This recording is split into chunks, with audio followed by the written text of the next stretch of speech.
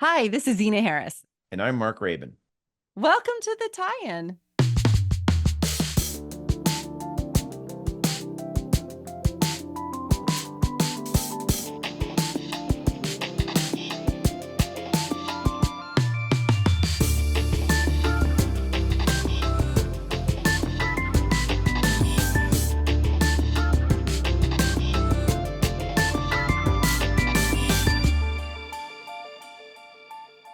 So on today's episode, we are joined by Robert Diaz LeRoy, who is a director based in Los Angeles.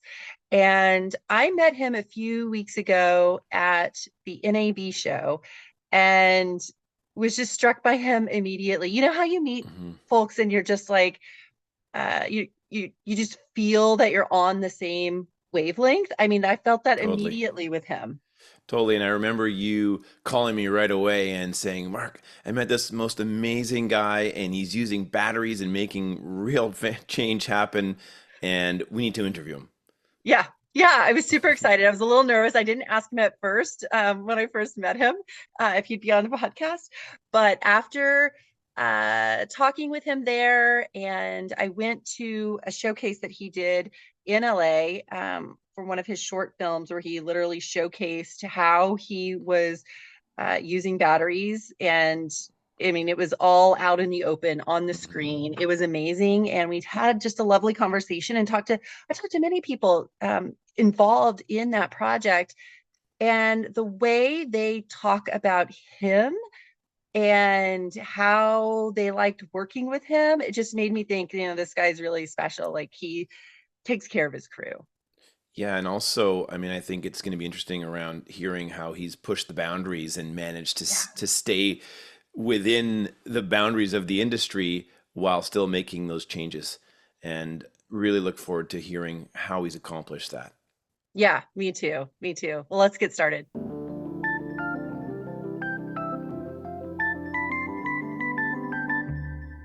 I'm just going to say quickly that we had a little pre-convo before I hit record, and I had to, cut that because it's so good that I'm like, no, we have to record. So, yeah, so super excited to have you with us, Robert, and talking about sustainability and innovation, and gosh, like all sorts of stuff. The Wild history of adventures. film. So thank you for joining us.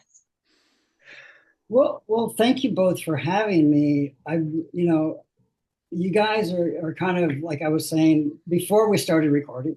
Yeah. I was saying you kind of you were the vanguard, and that everybody's trying to play catch up now. But I think what I also said was a reference to paradigm shifts, and when you have a tipping point, and what was so important by our meeting, was the fact that it was literally by happenstance that I'm talking with someone else. You go, aren't you on this panel? I go, no, I'm not on this panel. But what I realized in looking at what you guys have done and set the groundwork for what everyone follows is that you set a high standard that everyone has to, because you require certain things of people. And it's to be responsible. I mean, it's kind of like, but responsibility is not a handicap. And this is herein lies the rub. I mean, most people see the responsibility as being, oh, it jeopardizes the production quality. Well, actually, in your case with doing concerts or doing live events, you should talk again, bring that up. It's like you were able to make events actually better because you didn't have the encumbrances of sound or air pollution or anything else.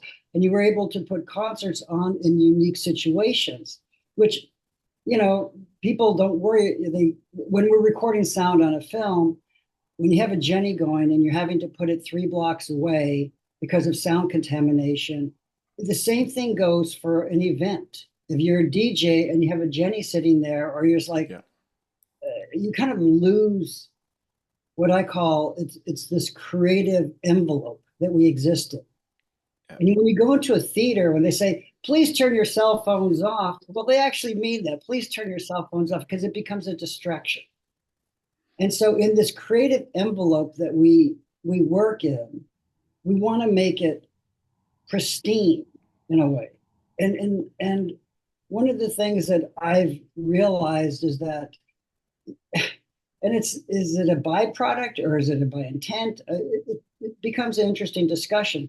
By achieving by achieving power independence on a film set, what you actually do is you untether yourself and you create this envelope of a creative environment that's much easier to work with. And if I don't have to worry about placement of a Jenny, like I have this 1200 amp plant that I have to figure out, I literally have to put it a half a mile away or wherever, and all of a sudden I have to run lines, I have to do this. It just becomes like, oh my God, this is such a hassle. I have to get more permits, I have to have a fire marshal.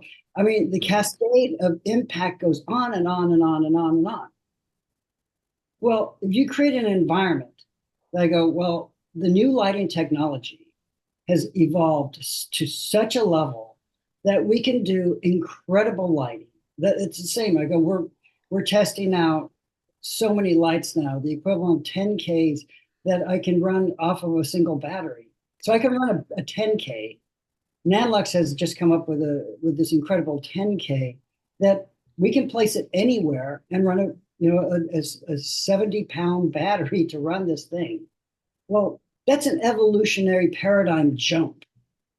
Yeah. 10Ks traditionally, I own a ton of older lighting equipment just because I've always bought equipment.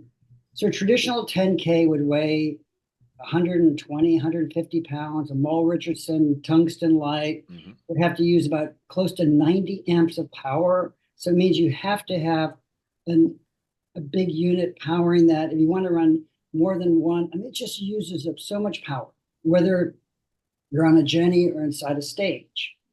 So you have this physical encumbrance. You also have a power encumbrance. So again, considering this envelope of creativity, what if I was able to untether that, cut those lines, cut, pull it all away, and I could move that 10K anywhere I want, just like within minutes. I can drop a unit and a light faster than someone can run a cable. That's how freedom. It's complete, it's creative freedom. And so going back to the idea of the misconception, and this is a brutal thought. This is really what the handicap is. There's this misconception that doing good and doing good films and doing good at the same time are sometimes at either end of the spectrum. You can't do one with the other. Well, actually, I can make more creative films by untethering myself than by being stuck with the traditional methodologies that have been used for the last 100 years. We're evolving. Yeah. We have to, I mean, it's a mandate for us to survive, is that, was Einstein, I'll paraphrase Einstein's comment quote was, we can't fix our problems of today with the same technology that we created the problem with. This is a paraphrase, but basically, so we have this generator, let's fix the problem with the generator. No, we have to literally make a jump past that generator and go, that doesn't work. That technology is where we have the problem. Now let's move past it. We can use other things. So, going back to what you guys have done, I mean, you made a great comment, was it the slippery noodle up the mountainside? It's the myth of Sisyphus. It's this, pushing this rock up this mountain repeatedly. And somehow, again, going back to what you guys have done repeatedly for both of you, as back as 2000, we were saying from what you were looking at from application of technologies, you go, well, why is it's 24 years later? I mean, that's a good question. Why have we waited 24 years? You go, well, this actually works. Yeah. That's a weird thought. I mean, it's like there's a disconnect here within a lot of organizations, within structure of thinking. And we have to change the way people see. It's about how they think, perceptions, misperceptions, application, learning, technology. Don't be afraid of it. I mean, I have a 15-year-old son who's so unafraid of technology, and everybody goes back to kids are so unafraid of technology, is that they're the rapid users of it. I mean, they can learn something within minutes. I remember I was hiring drone operators I was shooting this documentary about lowriders, and it was costing me about $1,000 a day to bring out a drone operator to shoot stuff. And I said, well, I can get this, these incredible drones for about, $1,500 or whatever, but I didn't have time to learn. So my son was 13 at the time. Yeah. And he goes, well, what have I learned? I go, okay, go for it. So my son, who was 13, learned the drone, gave me better shots. I took him on a 10-day documentary trip with me at the age of 13 throughout Texas for 10 days. He did all my drone operating. Wow. The Nice. stuff was off the charts brilliant because he didn't have any of these like blinders on to say, oh, I can't do this. He literally I couldn't figure out, like, how do you set this up? In 10 minutes, he was up flying. Yeah. He was up flying. So I go, okay, so we have to be youthful. We have to not consider age as a barrier to like, oh, I'm too old to learn this. Well, F that. I mean, kind of really, Yeah. because we have to engage, and we have to engage in the future. I mean, is this all making sense to anybody? Totally. Oh my All right. gosh. It's amazing. But before we get too far into this, I think for our listeners, we'd love to hear a little bit about your background and what got you here, what got you excited about innovation and sustainability. It sounds like it's been something in you for a long time, but I'd love to hear a little bit about what got you started. Actually, you guys did. I didn't know your names, to be honest. 24 years ago, I didn't know your names. But innovation, to me, I went to Cal Arts to go to film school because I intentionally, so I had decided, I had graduated from undergraduate school, and at that time, during undergraduate school, I had a very bizarre job. I am I'm a photorealist without ever having to try. So I could do photorealism paintings and all the stuff, just I knew how to do it by nature. And so while I was in undergraduate school, this is a long story, but I'll take you there. I was hired by law firms to recreate crime scenes. But I was hired as a demonstrative evidence expert in capital crime murder one. So I was like a court expert in recreating crime scenes. Interesting. So, and it was like, and because I was asked basically, say, go into a scene, tell us what happened. And I worked on the side of defense. So I'd have to go to a crime scene, and I was working in defense and try to figure out, I was deconstructing and had to reconstruct, and how was I going to present this in a courtroom? Which, when you're talking about situations like this is life and death. What we get the luxury, making a film isn't life and death. So I had to deal with issues that were life and death all the time. And I was like this like highly sought after demonstrative evidence expert, and I hadn't graduated from college yet. And I was they were paying me a lot of money, but it was like, the problem is that in a courtroom, and I just had this discussion yesterday, there's a certain amount of injustice. As a matter of fact, there's total injustice. If you're very wealthy, you get a different trial than if you're poor, straight up. And so I realized that it was about one thing. What is wealth and what is poor? It's kind of access to technology. It really is. If someone has a cell phone or they don't have a cell phone, it's a huge difference. There's things that we consider to be so common for most people. When you have none of this accessibility, you all of a sudden handicap yourself, but it's like, there's like this socioeconomic status that dictates certain parameters about our life. And so I started this program for kids, for inner city youth, about filmmaking. And I realized I wanted to teach them filmmaking, but they also had to learn technology. To me, it was like grow, grow, grow, grow, grow. You can't just learn, filmmaking with just film stock. You have to learn anything that was changing. It was like during the transition when I first started, we were shooting. Like I got out of Cal Arts in '90. I got out early, but I graduated in '91, and it was like I realized the fact that it was technology. It really was technology. Mhm. So every day, anytime something was created, invented, or whatever, I'd go, nonlinear editing. Oh, I'll learn. Why? Because that is where we're going. Doesn't handicap where we've been, but we have to know where we're going because, it's like learn your history because you will repeat it if you don't. Learn where you can go. And I realized by helping these kids, it taught me just this instant lesson. I go, we got to move them forward. Got to move these kids forward.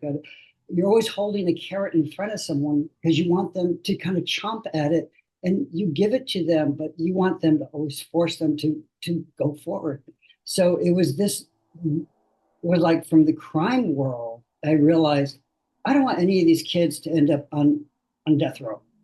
And how can you do it? By changing how you interact with people, by changing how do you impact people? How do you effect a change within a group of anyone? And so I started this film program. One of my friends and I just started, and we didn't ask for funding or anything, self-funded, didn't ask, we just did it. It was like, why? Because it's my moral obligation in life to make the world better. I mean, is that a big question? I mean, why are we always asked to justify our actions? I don't have to justify my actions. If I want to help some kids learn filmmaking, that's my choice. I'm not asking you for a dollar for you to commit to it. So that thinking in undergraduate school and then graduate school, I ran this film program and I realized in the whole process that there's twofold. One thing that technology, there's a really great book by Richard Rhodes about the making of the atomic bomb. And you go, with someone like Oppenheimer, who goes through this whole process and realizes, what have I created? I mean, I've created Frankenstein, where there's two interesting films. You have Oppenheimer and Poor Things, and they're both about Frankensteins. They're two about Frankensteins. One is the Frankenstein of technology that is all consuming and all destructive. The other thing is about Frankenstein of self-awareness, as with this girl's reconstructed and has to grow and become who she is and a better person, but on her terms. So you have these two parallel worlds of storytelling, and both have they ask the same question. It's like, how are we morally responsible? And they really ask that question. It's like in Poor Things, the question of the ex-husband thinks he has ownership over this person. I mean, that's just but that's this misconception of that so many people have, is like a relationship it's a collaborative effort. It's not like I own you, you own me. That's not part of the relationship. Neither is it with my son. I don't own my son. I hopefully can nurture him to become the best person. If my son tomorrow said, I'm trans, great. Just can you be happy with it then? Just how do you find an effective way to be that? Not that he is, but I'm just saying you have to open the doors for change. And you can't put an arbitrary wall up and hate something without ever having knowledge. Where on Oppenheimer, the technology becomes the Frankenstein monster that's all consuming. Ergo, the question. Say, can we make technology move us further ahead and be morally, on the Poor Things, morally evolved? That's a conundrum. And we're confronted with it all the time because people say, oh, electric cars. We've had electric cars since they first came out, and it's like, electric cars, they just have these terrible batteries and there's all this waste. I mean, okay, I agree. We have some issues about what do you do with this? But then we also have a question about CO2 content, about internal combustion engines. I think Toxic particulates toxic, in our yeah, in our the communities. list goes on and on and on, right? Yeah. So you can say, well, oh, well, let's just not, I'm doing the right thing by not having an electric car. Well, give me another solution. Well, we'll just ride a horse, or why don't we just still use whale oil and exterminate whales? Because boy, it was great for having lights. Yeah, well, we almost killed all the whales in the world because of that. So Yeah. again, it's technology. So you look at the constant evolution of technology, and we're constantly evolving. I mean, this is our challenge. Is the battery the answer? You know what a great battery is a leaf. A leaf can hold more power because how it takes in sunlight, I mean, and it stores power. Yeah, biomimicry. Right. Yeah. And we can't figure out how it does it. We can't quite break that. So maybe we should look at leaves. And it sounds crazy, but not. Is it biochemistry? There's all these interworkings of science. So going back to your question, how did it start? I actually started reconstructing murder scenes and realizing that our society is unjust. And the unjustness is that the people that don't have need to have. Yeah. It started. I have a responsibility, and it's a constant responsibility. And I have there's a couple of people on death row that I know are completely innocent, but how the trials went, and there's nothing I can do about it. And that's our injustice system. And so what I see is that it's all connected. I can't disconnect someone on death row from the use of a battery, because in a way, all these things, we are interconnected. Whether we accept that or not, we are totally interconnected. And one thing connects to the next, to the next, to the next. I mean, it's just the way we live on this very close-knit world. I mean, it's not that big.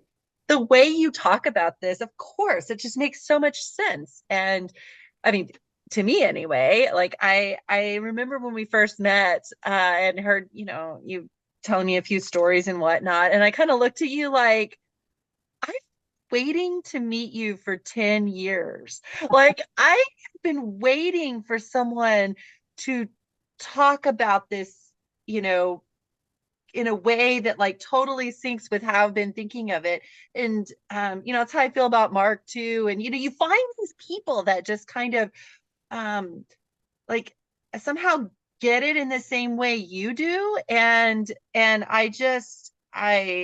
I remember thinking that. I think I said it to you, and just of course we're all connected. Of course, the way you describe the use of technology and the access to technology and whatnot really makes a difference in our society.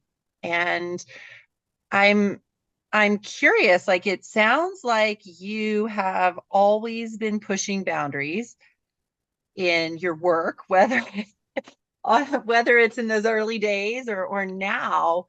Can you talk us through how you're thinking about your work now and how you're trying to evolve and push boundaries?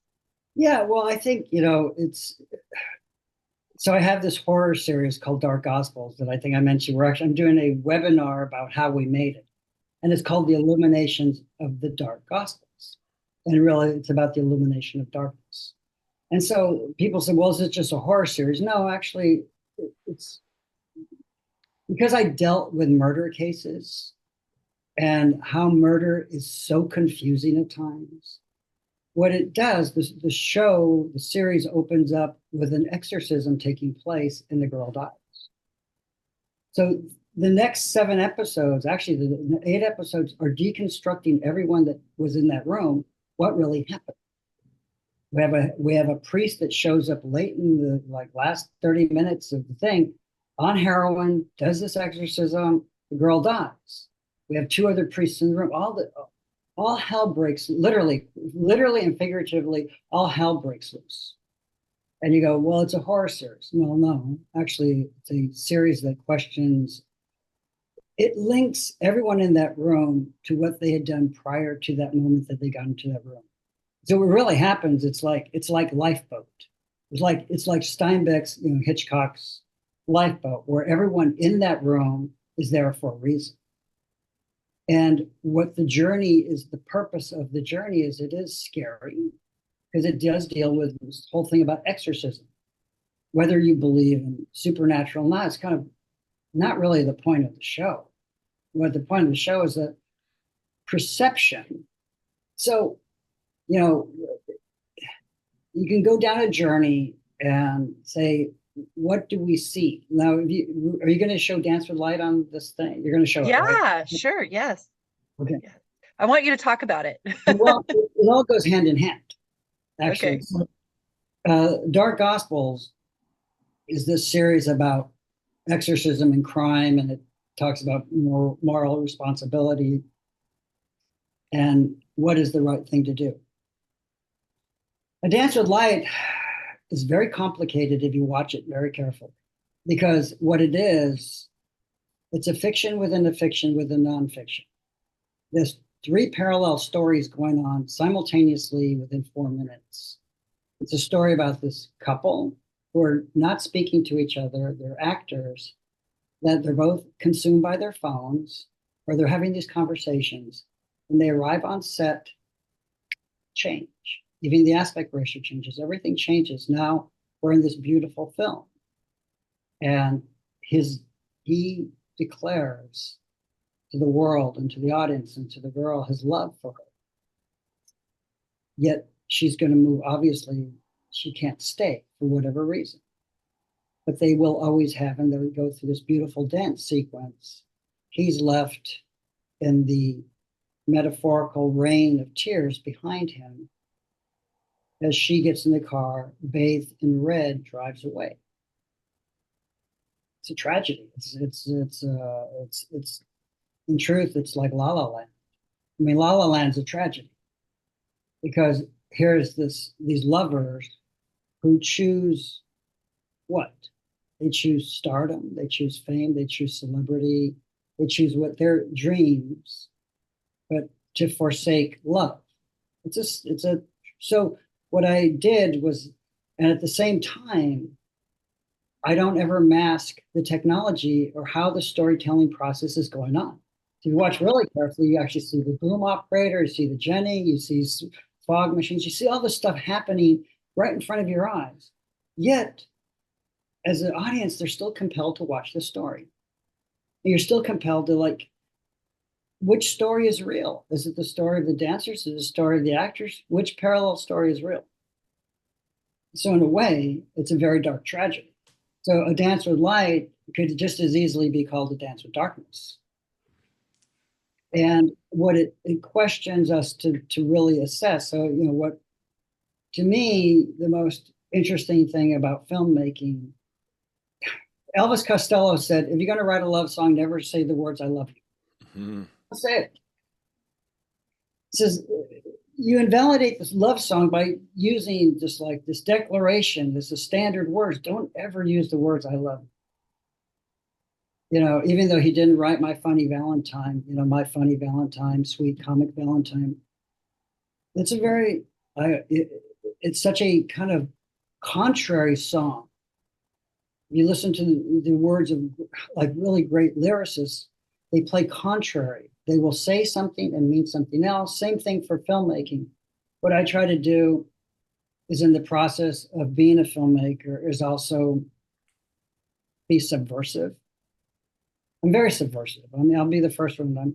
I'm the ultra liberal subversive that, I don't believe in violence, but I'll use the mechanics to tell my story of subversive media. So I show you one thing, yet I'm showing you something else simultaneously.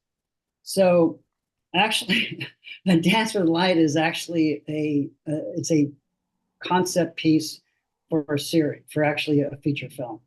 It's called The Dance with Darkness. And it's about, and this is what I'm doing just a little bit of modification to it, just in post. We're actually, it's about, basically it's La La Land meets Faust. And so it's about these two actors that come to Hollywood to, find their dreams. The girl's offered a contract to be a star in a musical. But what price is the contract at the end? So it's Faust. So that's it's the short version. It's like when they did Whiplash. I love musicals. Like going way back, I actually started out as a dancer, singer. That was Really? So Before the crime scene yeah, like investigator. that. Before that, I mean, I was actually, I love musicals. I love music. It was like Bob Fosse to me was like God. I mean, he was older, but he watched everything that Bob Fosse does. I mean, he kind of sets the standard of dance. And to me, in the modern context of it, and so even to Dance with Light, it's very Fosse-esque. It has this kind of like Fosse quality to it. So before all the I was a dancer singer, and it was like just before I was going to go to college and everything. It was like, oh, my dance instructor said, oh, you should really go to Broadway. You should go to New York because you really have this kind of interesting skill set, and you can dance really well, you can sing, you can act. And I go, but telling my parents I wasn't going to go to college and I'm going to go to New York. I'm actually go. That wasn't going to be an option. Yeah. I mean, I realized my intellectual thirst has always driven me. I constantly am reading like 5 different books. It's like, oh, and I'll read like 5 pages, that's 5 pages, because I'm hungry. I'm just so hungry for knowledge, for trying to figure out what's the next thing. I mean, I'll read a biography, I'll read this, I'll read that. I mean, it's just, to me, I'm very thirsty, I'm very hungry to see how can I make things better? How can I tell a better story? I mean, I've written, going back to what I do. So, I do a lot of writing for companies. So I have, I just finished a series for a company that's about, it's a real interesting story. It takes place during World War II. Now I'm supposed to be going to Sicily in July for a couple of weeks to write a pilot episode for a company. So I do a lot of writing, but what I enjoy most is being on set. So actually today we're actually shooting one of the final scenes for Dark Gospels at the Santa Monica Pier. And why can I do that? And not ask for permits and get incredible shots? Because I have battery and lights and cameras, and I can just drop them and nobody even knows. I mean, I repeat. No fire marshal. You're not worried about burning down the pier. Yeah. Nothing. Literally, we can be some of the stuff in what we're showing on Saturday from Dark Gospels. I mean, we have these unbelievably complicated locations that we go to. So we'll be shooting under the pier, on top of it, and underneath, and then a final shot going into the water, kind of just because I want to get it. So I need this one thing, these sets of shots and one dialogue scene, and it's kind of my final thing. But I'll be able to okay, I have a crew of today. I'll just have 3 people for the crew, and I'll get this unbelievable images. Well, a Dance with Light, we had a lot of people. We had a decent sized crew, but I wanted it to be slick. I wanted it to have a certain look. So I had high expectations. It just depends on the demand on any given moment. Dark Gospels is supposed to be this very gritty piece that looks real. Mm-hmm. It has a sense of, I'm watching this thing unfold. About challenging, we shot one section of Dark Gospels in one take in 10 hours with 5 cameras. The whole thing. We shot a 10-hour section. And talk about challenging, because everybody had to be amazing. So it was like doing a stage play that didn't have a cut. Yeah. And it was shot, the way it was shot, it was like you're watching this whole thing take place in this girl's room, and everything had to be structured in a way, but we're shooting simultaneously and it's supposed to be the Catholic Church's is documenting this exorcism. So you're watching the whole thing unfold. And it was very difficult, but I like to challenge. I like actors to be challenged. I like myself to be challenged. And it was a technological challenge. Say, how can we pull this off? Because once I said action, you couldn't say cut because it would interrupt the flow. It was all gone. So I How, had to do it. Robert, how does the crew, cast, and talent respond to your implementation of new technologies and in this style of filmmaking? Actually, on Saturday, I'm having a couple of the actors they're talking about that. And what's interesting is they love it. They love Yeah. it. Hmm. It's such, uh, what they said is like, and they'll repeatedly say, I don't have to worry about cables or this. I'm not, nothing is in my periphery anymore. I can like go do my performance and it's like I'm alive in this performance. And by reducing I mean, I think if you need 50 people on the crew, you need 50 people on the crew, not to say that it doesn't. I'm saying everything has its own set of requirements. And so if you need a 200-person crew, because that's what it requires for that particular thing, like the Fall Guy, huge crew, huge action scene, just very complicated. That's what it requires. Some other things, if you can get away with the sound person, the camera, and do the lighting, and just like that's what it is. I need the actors, and they are unencumbered. They. It's funny when we did this 10-hour section. The actors, after they were done, when I said cut, they didn't want to leave. They said that was the greatest experience they had ever had in their life performing. They go, did we have to stop? So when you open up, going back to, like if you're a DJ and everything is just, it's in the groove.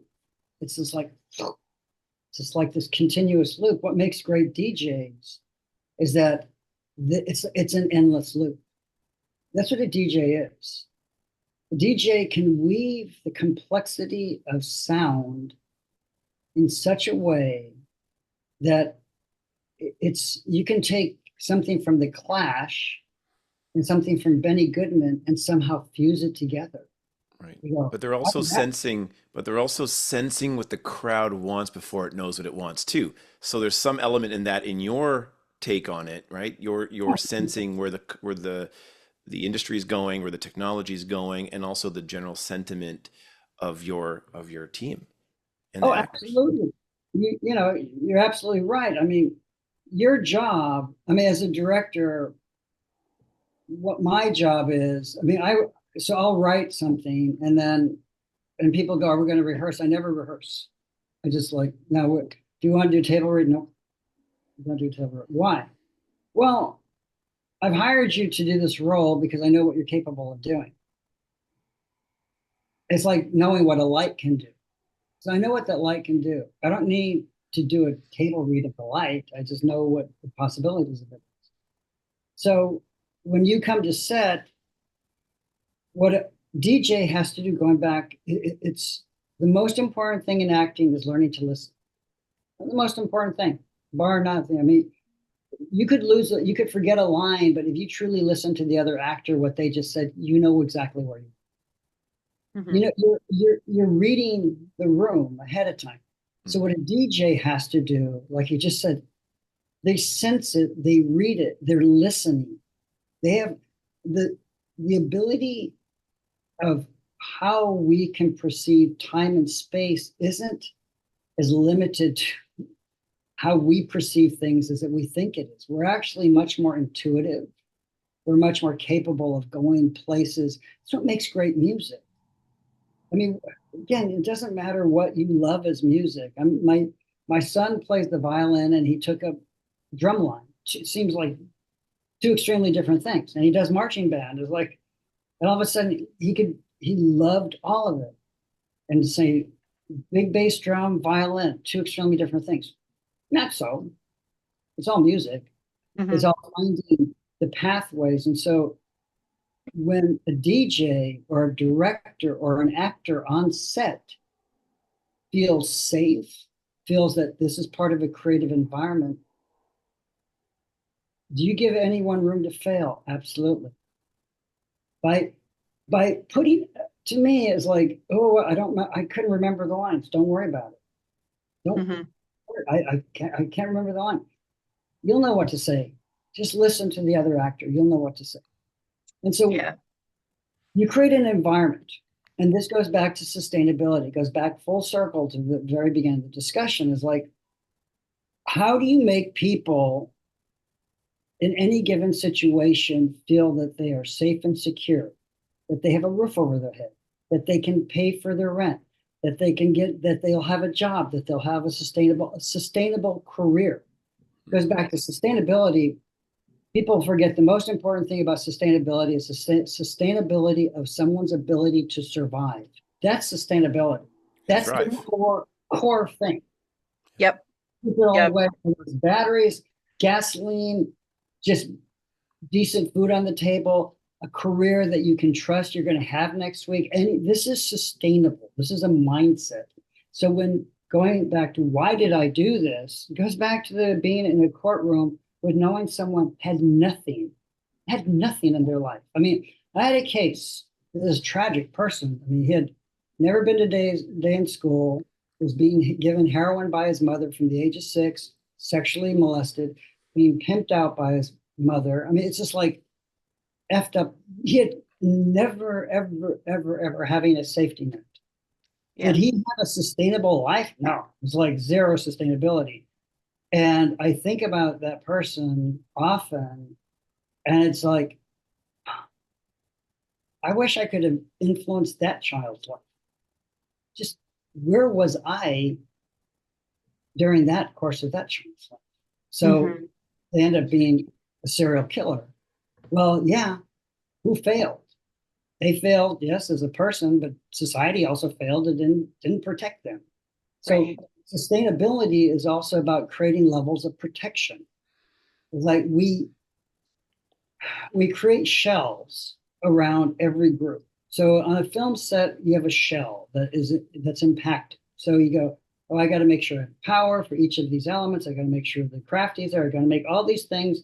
And if you address it sustainably, I mean, what we did with the Dance with Light is 100% off grid, everything. That's it. Even our catering service came in, and he's a sustainable caterer. So everything he serves is from a sustainable sources, everything.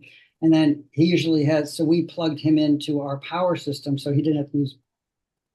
So you have to look at it layer upon layer upon layer upon layer upon layer. So if you truly believe this, then layer it out. Say, what do I have to address? What do I have to address? What do I have to address? It's not so hard. People, oh, this is so much work. Yeah, I mean, but you know what? At the end of the day, you get to create something. You get to have fun. You get to Yeah. make a series. You get to make a commercial. You're getting to have fun. Now, what about some child in her own third world? You know, America has its own third world countries in a way in certain areas, who has nothing. They can't eat. They have no safety roof over there. I mean, all the peripherals around them is about just sheer survival. So you go one to the other. So don't complain, please. It's like, oh, this is so costly. Well, it's not costing your life. What you're getting to enjoy what you're doing. So I think for actors, going back to your question, how do actors respond?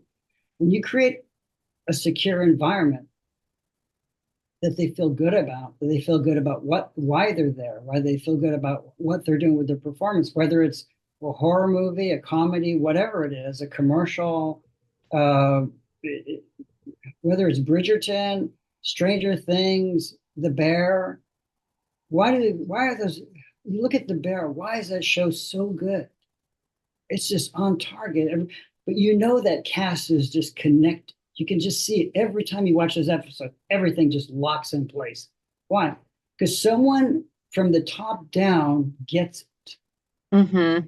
Get it. I mean, they're like, this is a great group. Let's just keep this together and make it work.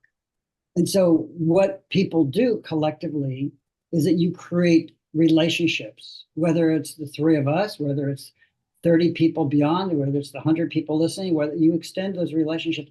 and you let anybody contact you at any time, say, yeah, let's talk about this. What do you have a problem? Let's talk about it. Let's figure out a solution. That's the job. That just comes with it. I mean, that's like, if you're going to get in a rowboat, you better start rowing. Mhm. You can't be, it's like someone says, great line from the movie Ronin. Everybody wants to come to the party, but nobody wants to stay and clean up.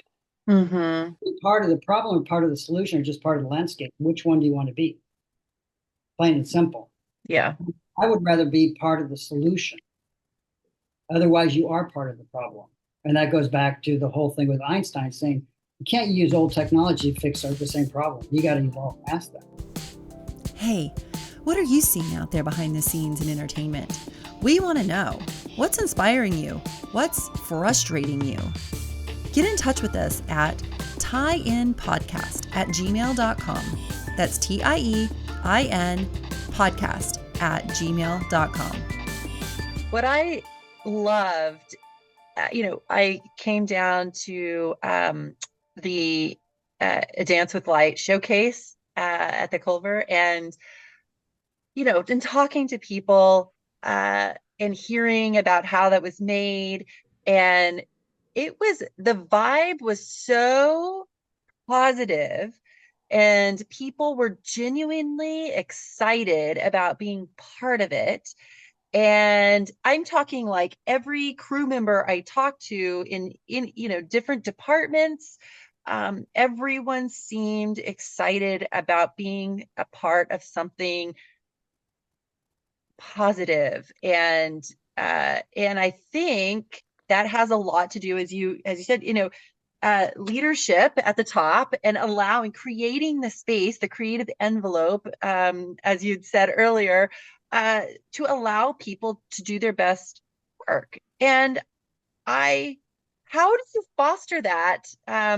Because, giving people this element of safety in what they do. And like, I heard you say, allowing people to fail, creating a safe space for them to fail. And I feel like this is kind of almost like a foreign concept in film and TV, especially when I hear it talked about in terms of technology. Like it has to perform, it has to do this, well, what happens if it doesn't? Is the world gonna like stop? No, like we figured it out, right? And it's really struck me how everyone was so excited about the project. And it has to come from this, safe space and creative envelope that you set up for it. The documentary is really good. I mean, to me, the documentary part, because I let people articulate what their perspective is. And, even Rachel Hastings, she goes, we're sure this is going to work or not. We were all positive that it wasn't. Well, I knew it was going to. I mean, like going back to the sheer mechanics and numbers and, creating batteries and everything, and from your own history, you know how much power something's going to use. And you just do the math. Just do the math. But the problem is, we put in our heads that certain things are going to fail. And oh my God, if it fails, well, what is failure? I mean, that's a misconception. What is failure? Learning. Opportunity. Yeah. Failure is also it's a misguided word. It truly is. I mean, why do we use the word failure? It's like kids and the letter F on a grade. It's like, you failed. Well, did student really fail? I know some pretty bad teachers that fail their students, so their kids get Fs because you didn't really provide the landscape by which they could evolve. And some kids can't do certain work. I mean, there's certain things that someone's incredibly. Walter Isaacson, his book on Leonardo is a great book because he talks about Leonardo as like Leonardo was terrible in the algebra. He would, if he took a high school algebra class, he would get an F. He'd get an F. Is Leonardo a failure? On geometry, the guy, like, he understood geometry in such an advanced way that he just had an instinct for it. Both math One he would fail, one he would, he would be the super genius. So is our system of how we evaluate people, that's the failure. I mean, when you create an environment that dictates there is a failure factor, everyone's trying to avoid that. Oh, I can't fail, I can't fail, I can't fail. Why do we put that in the equation? Why is it, oh, is this going to work? Well, just do the math. That light's going to use that amount of power. You'll need 3 of those batteries and it won't fail. Plain and simple. Build in redundancy. There's a really good documentary about the Challenger on Netflix. Just tragic. And the company that built those units with the O-rings, they kept on telling NASA that's going to fail catastrophically, particularly with the icing and everything. But NASA, they didn't want to be a failure in front of the audience for this. Just stop. Don't shoot today. Do not send that rocket up. You'll save 7 lives, and you change the direction of our space program because we only have to have military people now. We can't have teachers or that. At that point, we were at a paradigm that could have evolved us in terms of where we go with space. No, NASA had to have a way. We're going to insist on fun. So failure, there's the parameters of how we assess failure has to be reevaluated. If you're on set and you know what you're bringing to the table as a new way of looking at something, well, don't let it fail. The thing is, they constantly don't give unrealistic expectations. Let it work within the boundaries that it can effectively work. Some say, well, we can get rid of everything. No, not at this point. Why even say that? So it will fail. It's like, it will fail. But I know what it can do. Yeah. X, Y, and Z. So, and one of the issues that has been now, like, oh, well, what about these?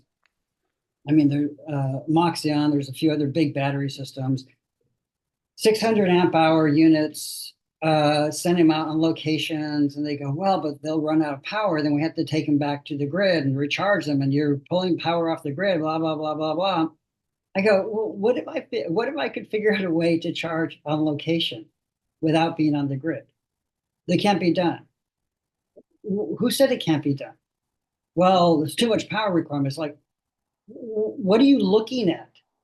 So actually, we tested one. I can charge Moxion, anything off the grid on location. I have a technology that we've just tested. I could charge 1,000 amp hour battery off the grid on location.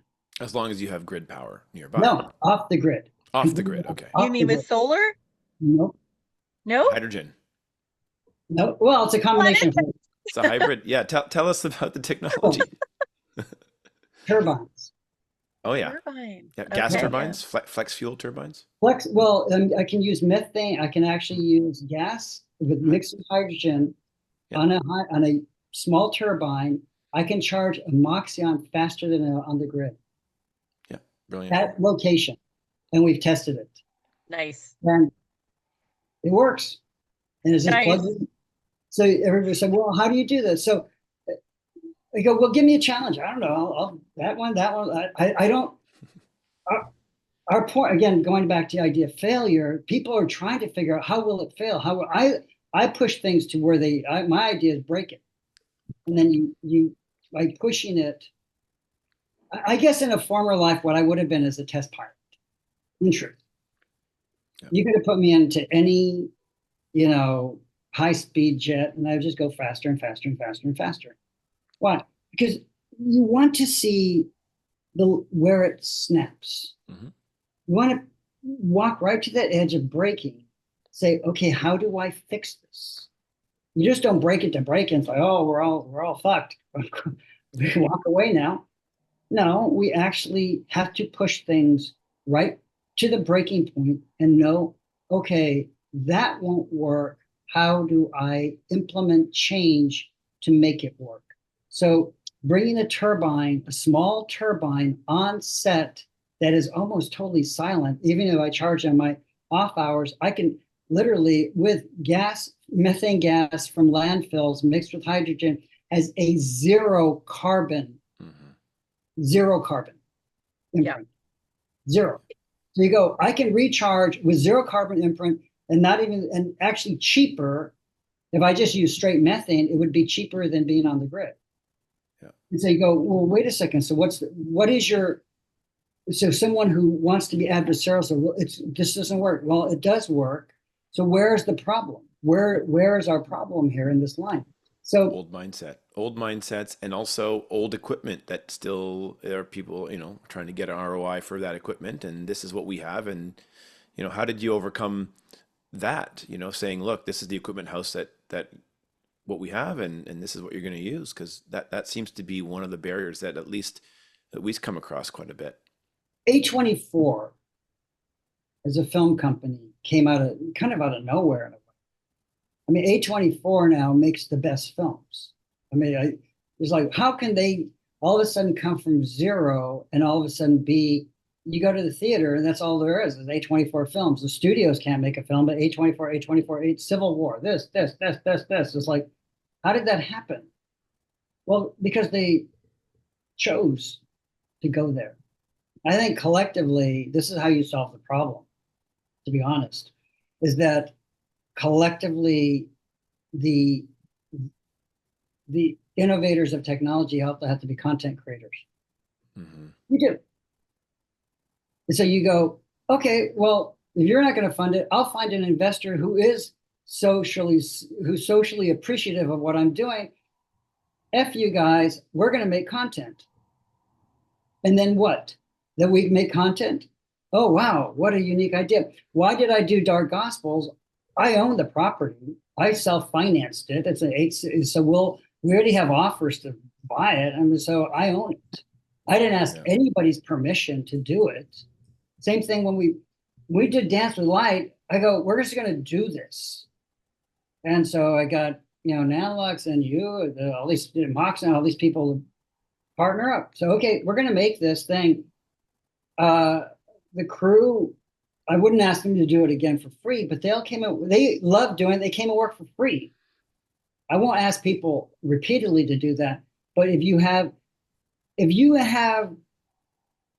the momentum to move forward, don't go backwards. Yeah. I mean, that's where you go. And everybody said, what are you going to do next? Bigger. More, bigger, more interesting, more this. Yeah. I mean, why am I going to go backwards? I'm going to go forward. Next time I'm going to also use the turbine to show we can power and stuff. Everything, I'll just go bigger and I'll figure out how. And so we'll find, okay, how do we do that? Well, we have a couple thoughts. So, well, how much is this going to cost? Well, what if I could get a return on investment of your money? Yeah. What if I could create content? So we go bigger. We use collectively everybody. The thing is, this is the failure of the system. When one company thinks the other company is a competitor within this space. Yep. And I've had this discussion. It's like, oh, well, there's Volstack and there's NUE and there's Mox. And I go, okay, and I want there to be all these companies. Yeah. If you embrace them, like I'll go talk to anybody about anything. Same thing, lighting. It's like, there's Nanlux, there's Cineo, there's this. I'll go talk to we have to take off that hat of like capitalism to the point that we suffer from it. Yeah. And it's not to say, oh, we embracing socialism. A whole other discussion. But what I do embrace is the idea of collective harmony. Yeah. Because we have to work together. It should be okay, I want to get all these battery companies. Everyone's going to bring battery to this particular production. Everybody's going to show how their system works. Everybody's going to implement how they best work within this environment. We're going to find funding and we're going to go do a series on our own and own it. And everybody shares that. How does that sound, people? Oh, wow. Okay. Well, that's not so bad. And then, so you have something like an A24. A24 is brilliant. It's part of their whole plan is their merchandising. They sell out, they print LPs of all their soundtracks. Vinyl LPs. of every, so they have all this layer because they collectively think as a force. Every time they turn out a film, they'll redesign the A24 to be within the framework of that particular film. So the A24 will have a different look, but it's still collectively the same thing. This is why do some people survive and other people die? It's about their mindset. It's about how they approach things. It's about, I think you're far more powerful. That's what collective bargaining is about. But you're far more powerful, going back to the questions why these people were so happy. Because I'm a happy person. I just am. I mean, I believe in what I do. I'm unapologetic. I just like, this is who I am. This is me. I'm not hiding anything. This is what I believe. This is how I make films. These are the stories I write. You want to read a script? Here's one of my scripts. I was listening to Philip Glass, and he goes, well, people want to use my music, use it. He goes, oh, my publisher, he goes, I'd rather have them just use it. Yeah. Why? Because that's why I created it. Because it's not me just, my share ownership. It's like, yes, we need to make a living. That's a sustainable factor of it. We need to make a living. But if we work collectively and not adversarially, and we're talking about sustainability, these are the things that have to be universally embraced. Yeah. And if we want to be part of this, like I said, either you come to the party, everybody wants to come to the party, but nobody wants to stay and clean up. I don't mind cleaning up. Yeah. I mean, I can rig stuff. I mean, I put, if I have to operate camera, if I have to throw all the trash away, I'm okay with that. Yeah. Robert, this is such a good moment here to ask you.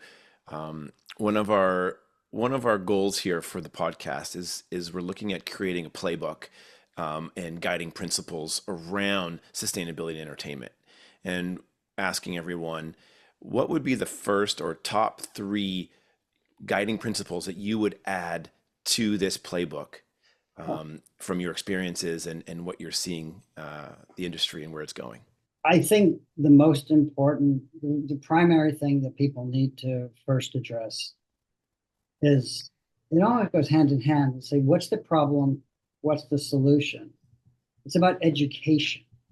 So the playbook has to say, how do we educate?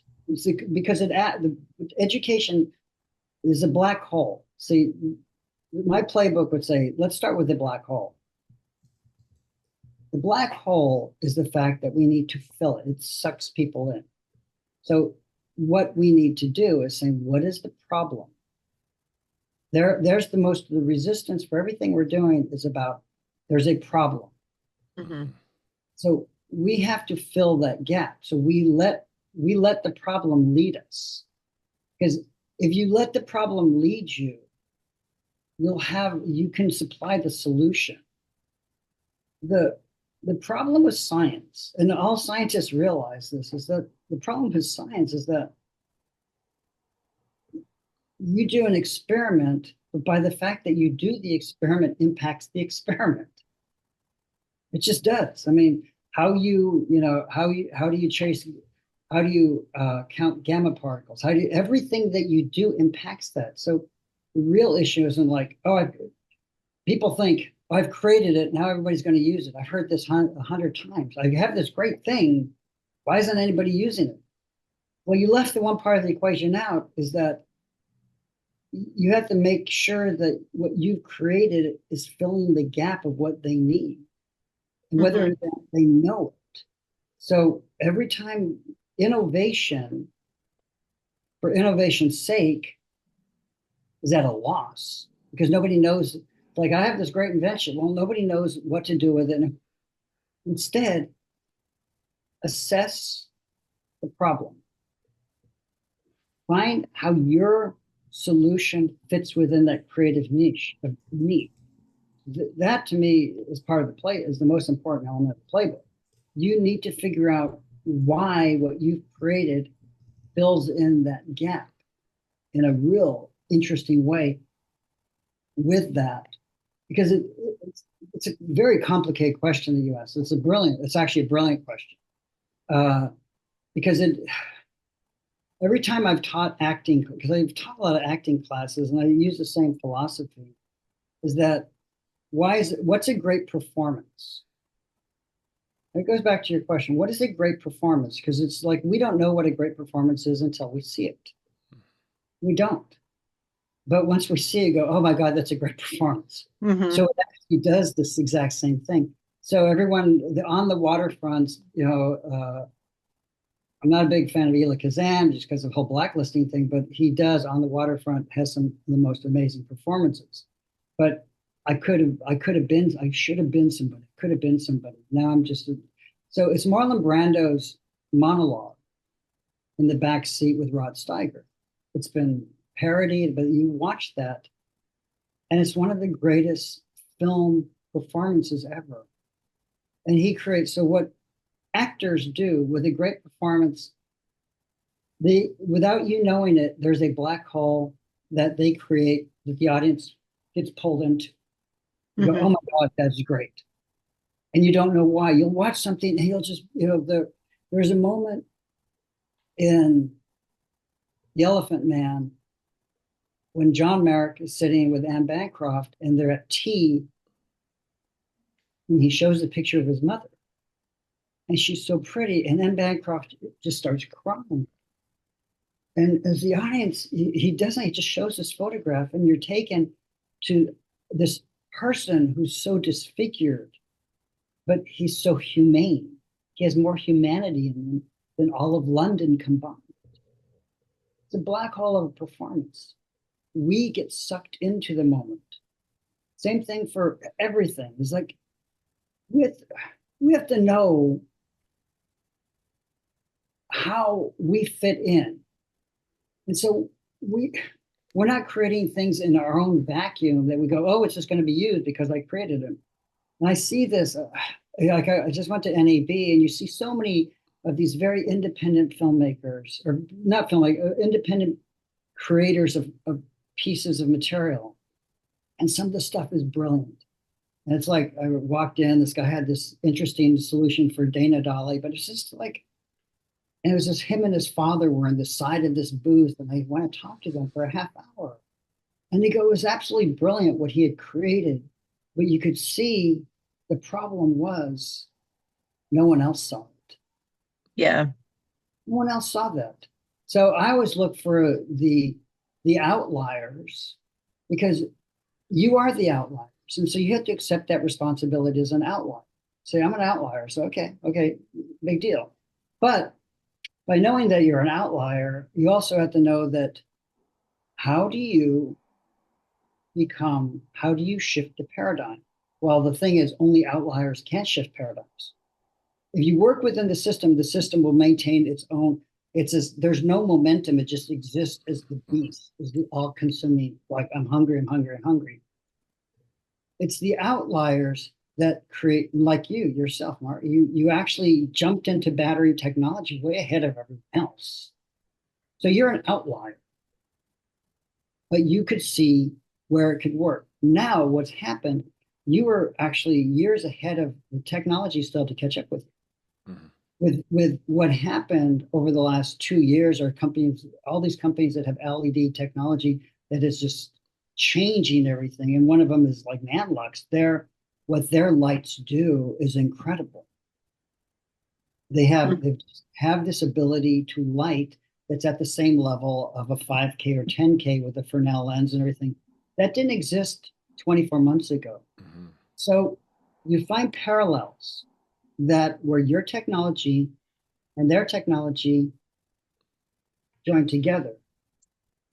It's, like the Beatles playing in Hamburg. I mean, how many months and months and months the Beatles have to play in Hamburg to hone their act? Mm-hmm.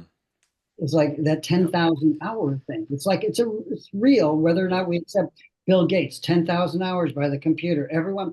So you have this 10,000 hour factor. But within that is that the paradigm shift takes complementary technologies or complementary implementation.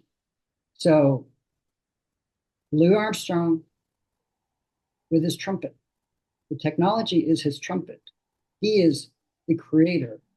He's able to take this instrument and twist and kind of take it and go jazz. Now, Miles Davis goes modern jazz. So it goes tip and tip again. Why? We didn't know we needed it. We didn't know. What we do know is that, oh my God, we're moved by it. Yeah. Right. We're moved by it. We're like, oh my God, I'm moved by this.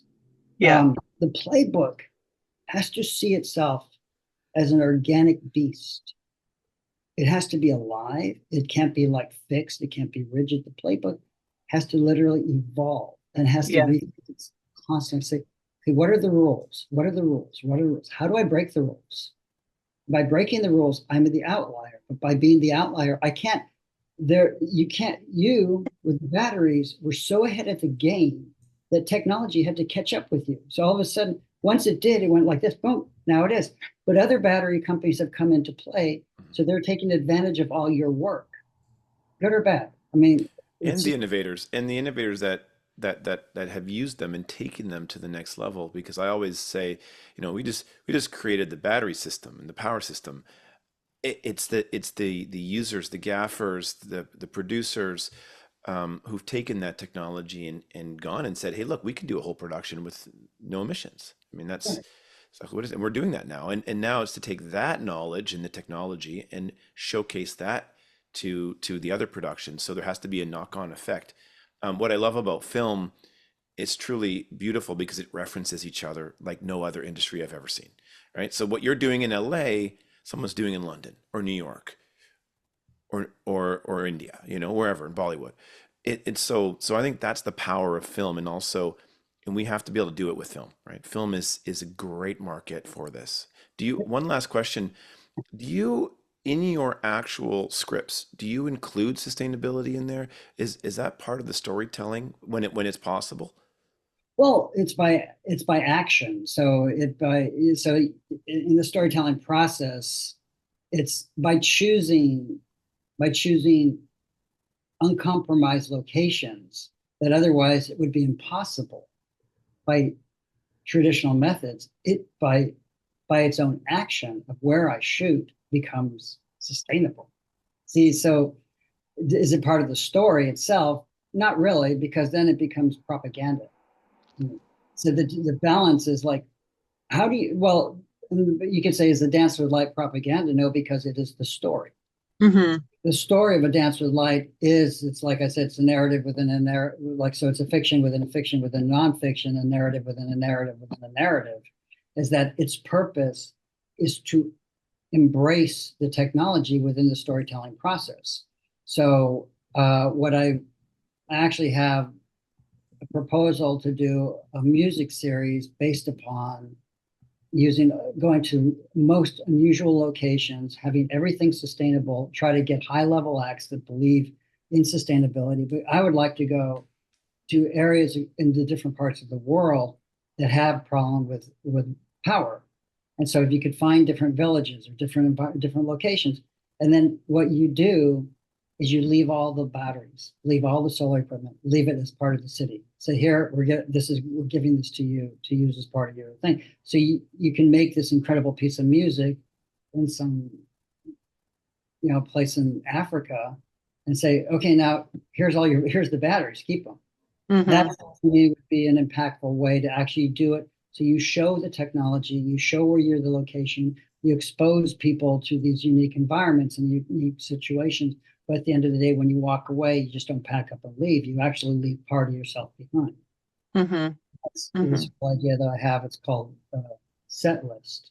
And basically, you get different artists to talk about just going back to sustainability, where sustainability is reality, is that the set list is based upon any musician who's had a career, and they talk about their own personal set list of their music. Well, music is one of the few things that is truly sustainable. Like you can listen to London Calling or to Summertime or to, something from Taylor Swift. In 50 years, some of these songs are still be around, as is London Calling. And you go, why? It's sustainable. Mm-hmm. It's truly, that is the definition of sustainability, is that it has a value within the moment at any given moment. That means it, Mhm. in fact, is sustainable. So one of these projects that I'm trying to push through is this whole music thing, that we would have artists talk about their own work as it's sustained within their creative lifetime, even if they're 25 years old. What is the 3 songs that you've done that define you as a person? To someone like Bono to talk about, give me just 3 songs, just 3.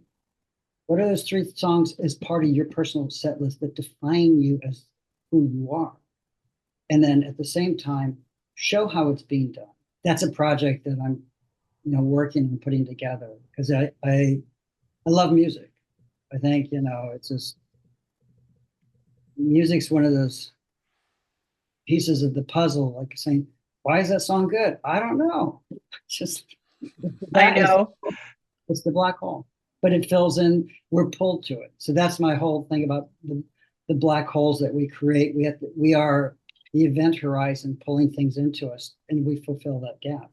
I love that. I love Amen. that visual. I just I'm you know, I feel like um every time we have a conversation, my mind is just like turned on and, thinking about all of these things. And I love that concept, and I am gonna mull on that for a while. And I hope,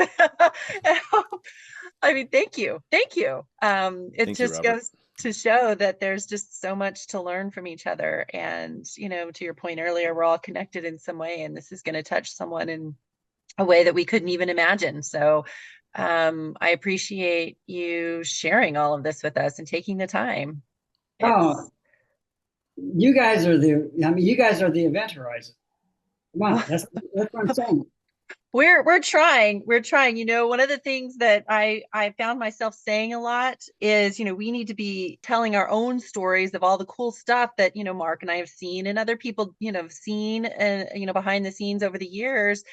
And we finally just said, screw it. Let's do it. Let's talk to people. Let's put it down in a podcast. Let's figure out how to tell these stories, because, and learn from each other, because that's kind of what it's all about. If you don't know what's happening across the lot, how are you going to implement it on your side? You know what I mean? It's just all of this. So I really appreciate you taking the time to share your thoughts, your insights, and how you approach your work, and what got you started in all of this. I mean, it's totally cool. So thank you. I am the enigma. So Thank you very much. thank you guys. Absolute pleasure. It was probably more delightful for me. I'll tell you. Oh, well, it's just Fantastic. lovely to hear from you always. That was incredible. He's just, you know what I love about Robert is you can see that he's pulling from his entire life's work of everything that he's done. And I think that that's so important for, in these stories that we're not just, it's not just, existing in an isolated bubble. I mean, he's truly pulling from all of his experience and all of his knowledge. And I think that that's just so beautiful to hear him talk about it. It is. And honestly, like every time I hear him talk, he makes me think about something. He is constantly seeking and finding and seeking, and he just keeps going. And he said he's like hungry for the next thing. And I think it just really shows. And his genuine like appreciation for people, Yeah. is just, gosh, it's just so inspiring. And I feel just grateful to have the opportunity to have these conversations with him and other people. I mean, we've learned so much so far. Absolutely. So, Yeah, and I love what he said about collective harmony. oh my I think that gosh. that's something that we should consider how we word that potentially for one of the guidelines, because um, yeah, I mean, really is, we're all in this thing together and we need to work together. It is not a fight to the death here, right? It is It is a not. collaborative opportunity for everybody in the whole entire industry to move together. Yeah. And his kind of explanation of iterating. He just explains it so beautifully, but it's like we have to keep iterating. We cannot think about anything in the same way, going forward. We have to constantly iterate on our thinking and approach and all of this. I could go on and on, but I just was really happy to talk to him. So That's hope great. you We'll all talk to him again. Yeah. We'll talk to him again. I'm sure I'm going to call him back and see, what he's up to in a few months. Until next time. We have a bonus for you all. Robert has shared his short film, A Dance with Light, on our YouTube channel. He shot using all batteries, no generators. Robert is so generous. This is really special for us to share with you all. We hope the short film inspires you and sparks your interest. If you like today's conversation and want to hear more, please like us and subscribe wherever you listen to your podcasts. Our designer is Aaliyah Kane. Music is by Peter Chapman. Our producer is Colin Miller.